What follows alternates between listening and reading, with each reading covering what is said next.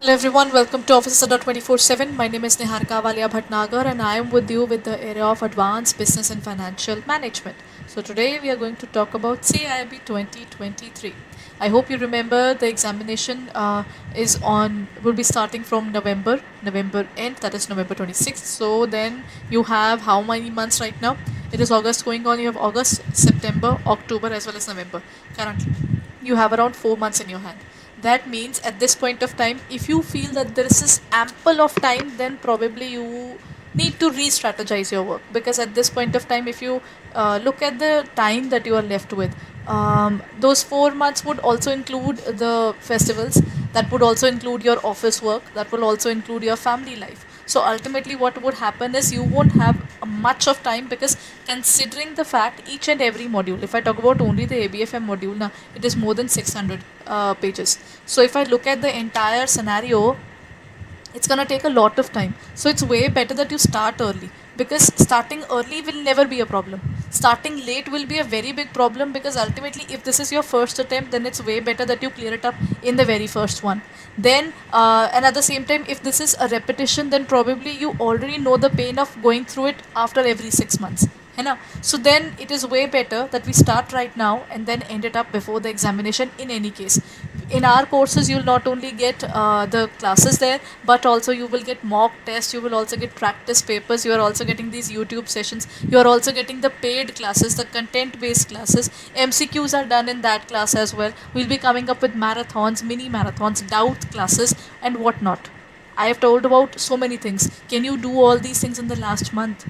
Not only in my class, if I talk about the overall CIB, you have got 5 subjects. If I talk about all those 5 subjects, then how will you deal with it at the end? Right? So it's way better that you start early, because ultimately this will never hurt you. What will definitely hamper your learning is delaying it. While establishing relation between Maslow's and Herzberg's theories, which needs of hierarchy theory will fall under the hygiene factors. Acha, we have talked about Maslow and Herzberg earlier in the class as well. Maslow's need hierarchy theory is motivation. It is based upon the fact that we start from the basics of life and then we move on. Herzberg's theories are those theories which would be talking about motivation and hygiene. A few things motivates us, a few things are necessities of my life. If I don't get those necessities, their presence will never make me motivated, but their absence will irritate me. For example, lighting is not something which will motivate me. I'll not work in this particular area thinking कि नहीं नहीं light is good. That is why I want to work for this organization. The reason that I'll work for organization would be career advancement, then career enrichment, right? All those things would be there. Then professional growth. I'll be looking forward to these reasons. These are motivating. But what about lighting, sanitation, basic needs of a particular person there? Those things, their presence in the organization is required. It's a silent thing. Even salary is a debatable point. If you work, salary is something that you should definitely get. So this is not something I'll call it as a motivation factor. It's basically a hygiene factor. If there is no salary, why would the person work? Good salary, incentive, particular, I would say the position or the salary overall because of the position increase or incentives thereon, those are motivating factors. So in this case, we have two people. One is Maslow and the second one is Herzberg. So if I look at these theories, which would be related to this era? Self-actualization, esteem and social needs, esteem, social and safety, social, safety and physiological needs, or only social needs. In this case, the correct answer is social, safety as well as physiological needs. Right? I think this is a repetition of the previous question. So let me just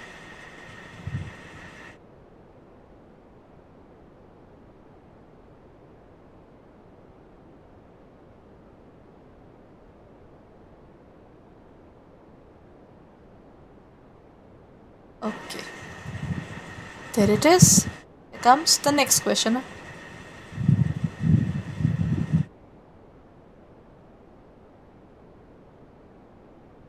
Now comes the first part. In terms of assertion, assertion is basically given here. One can be sure about future course of action by making good plans. If you make a good plan, you will always be able to achieve the goals, है ना? Then planning brings certainty to the future course of action of an organization. Future is going to vary a lot. Whatever you do, things won't really go the way you want to. But the point is, the moment you decide there is a defined time, I will finish off this thing, then I'll do that part, then I'll do this part. When you have defined the things, when there is a variation, you know when to cover up, how to cover up, right? So in this case, what is correct? R is correct and A is not correct. A is correct, R is not correct, or both are correct, or both are not correct. When we talk about plans, plans bring the certainty to it. But there is one more fact, that is planning sure about future course of action. No, planning does not guarantee success. That is the point there.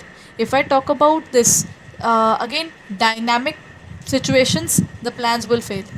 I made a plan that I will finish off this class. Okay, let's take an example of this class only. I will finish off this class around 20 minutes. So if I made this plan, during the class itself, the equipments that I'm using, they have any problem there. The equipments I'm using, in this case, they have a battery issue. In this case, if there is an electricity issue, whatever can happen there, you know. So what will happen? The certain plan finishing off this thing in any case will come to an end.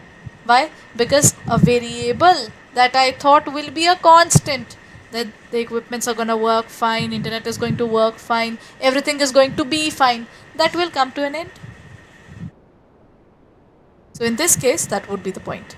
Next, which of the following is not included in the model of system approach to human resource management? If I talk about systems approach is related to the area that everything has to be systematized. So it is human resource planning, recruitment and selection, performance appraisal, and departmentation. If I talk about this, which of the following is not included in the model? If I look at this point, the correct answer is departmentation. Departmentation is a part of organizing.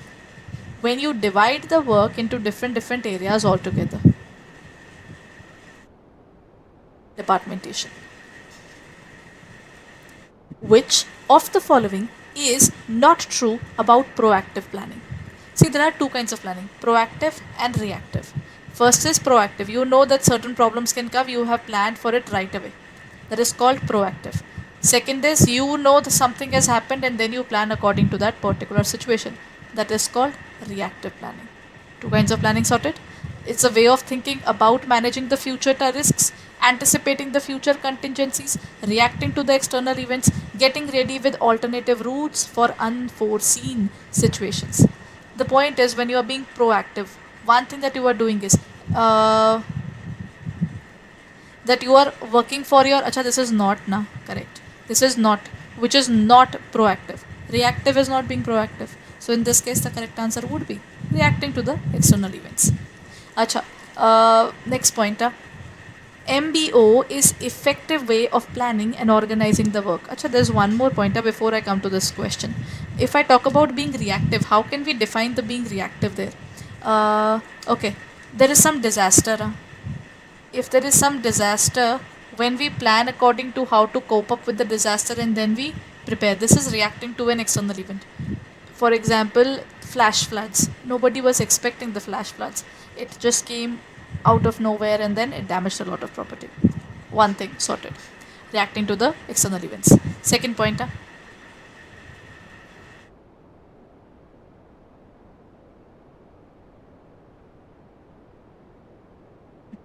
There is something called business continuity planning. Under BCP now, what they do is, we are planning for all these disasters in advance. We would consider, if in case of flash floods and all, we have 2-3 active sites. If this site is fallen into disaster, then this site will become active, or this site will become active. China did this during COVID. Shanghai was not closed.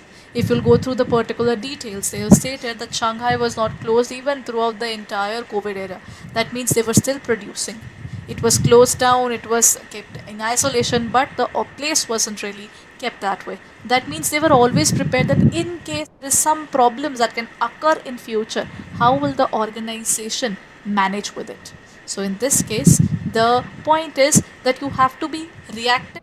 If there's something out of a sudden, all of a sudden, and if it is something which has happened earlier as well, or you know that certain things can happen, so you prepare for them accordingly.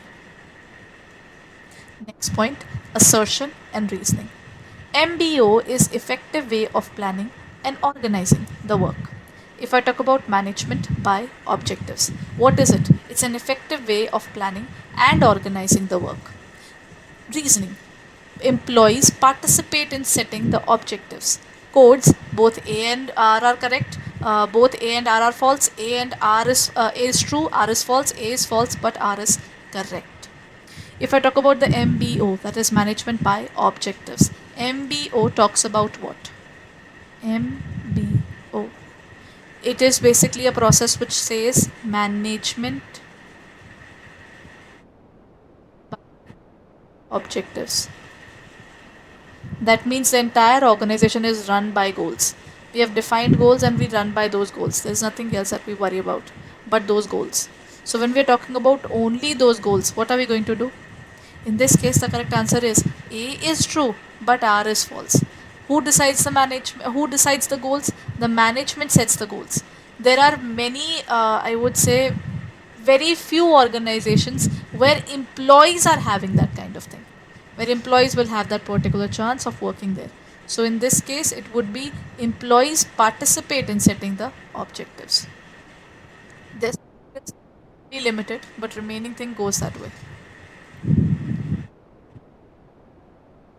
Next point, delegation of authority makes the size of the organization smaller, organization larger, very big. It does not affect the size of the organization. What do you mean by delegation, everyone? Delegation is sharing the power with the lower levels, right? If I am a senior, I am going to share my power with the junior, right? That is delegation of authority. If I delegate the authority to that particular junior, it is basically, it makes the size of the organization smaller, larger, very big, or it does not affect the organization. This delegation makes the entire size of the organization larger, because what happens is this senior had authority, he is sharing with the subordinate. This subordinate is also being trained so that he can also manage people under him, because he is now learning all those tasks which he earlier didn't know about, or there wasn't really that kind of exposure where he knew about it. So next point. Okay, this question is quite big, so let me just, I hope this question is visible right now.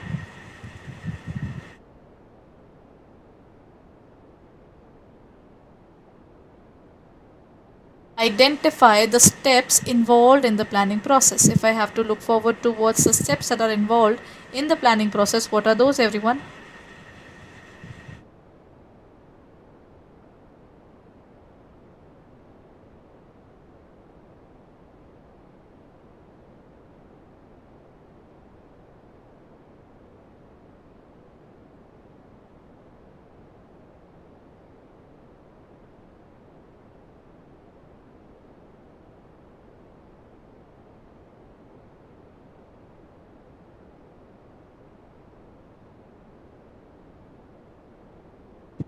Identify the correct sequence of the steps involved in the planning process.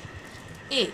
Evaluating alternate courses, identifying alternate course of actions, setting objectives, then developing premises, then setting objectives, then identifying alternative courses of action, evaluating the courses of action, and developing premises. What are the particular points there? Acha, in terms of planning, now let's be very clear. In planning, the first thing that happens is you set the objectives. So the first point is definitely out. Second point, you find the objective, and then second has to be you develop some kind of assumptions. So it is going to be C or D. This is also out. Then identifying alternate courses of action, then evaluating. In this case, it is saying setting objectives, developing premises, identifying alternate courses of actions, and evaluating. Both C and D are same, so I'll go for any of these. So it can be C there, right? So both of these points are same.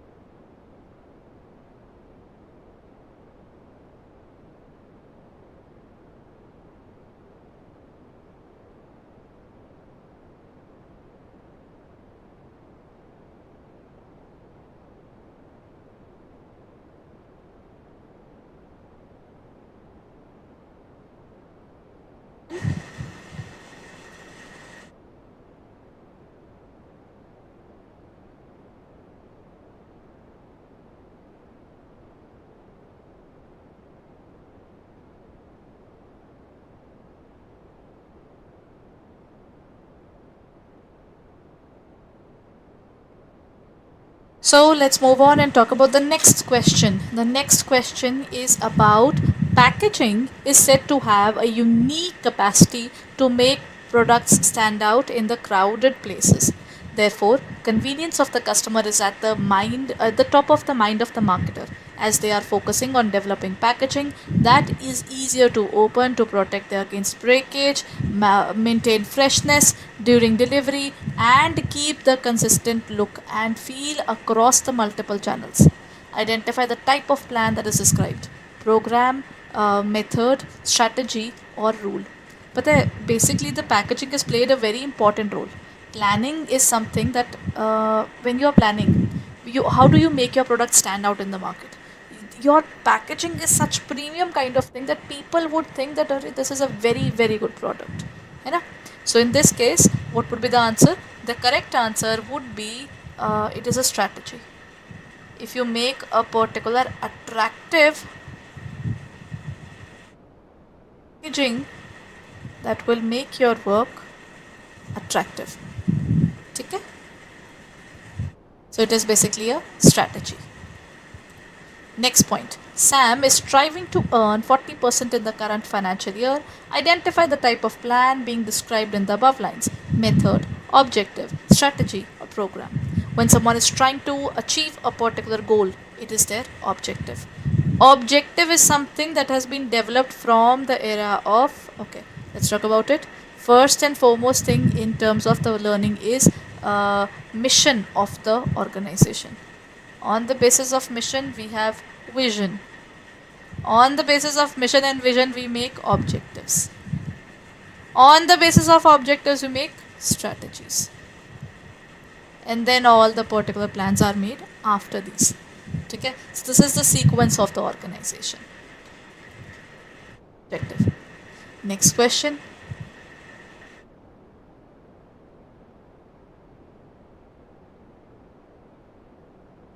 It says, which of the following is not correct in context of the planning?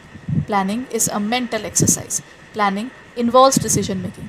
Planning is pervasive. Planning is one-time event. Talk about which is not correct in context of planning. What is not correct, everyone? Planning is a mental exercise, that's correct. Planning involves decision making, that is also correct. Planning is pervasive, that is also correct. But planning is not one time, it's a continuous thing. The day you stop planning, that means probably after that you won't be able to work in a proper way. You will have to decide what you're doing. So planning is a one time event. Which of the following is a strategy? A set of general guidelines, a described way or manner in which tasks are to be performed. This is similar to method. Then a financial plan that is expressed to in numerical terms, or comprehensive plan of achieving the objectives of the organization. Crux of strategy is it is the shadow of objective. Wherever objective will go, strategy will follow. Based upon strategy, you will develop method. That's how you will develop method. Okay? That's how we work in an organization. The best way is you set up the vision mission, then you work on objectives, and you try to achieve the strategies, and then we have a way of working which is defined as method. Everyone, so that's it for the day. I hope this particular class was helpful for you. If you haven't reviewed our portal yet, then kindly go ahead and check it out on our website or in our app for further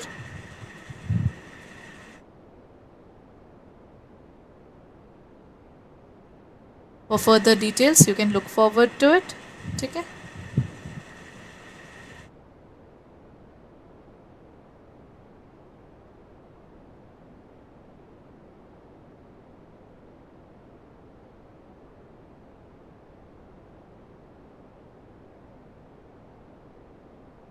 So let's look forward to and open our website, and let me just show you where to go.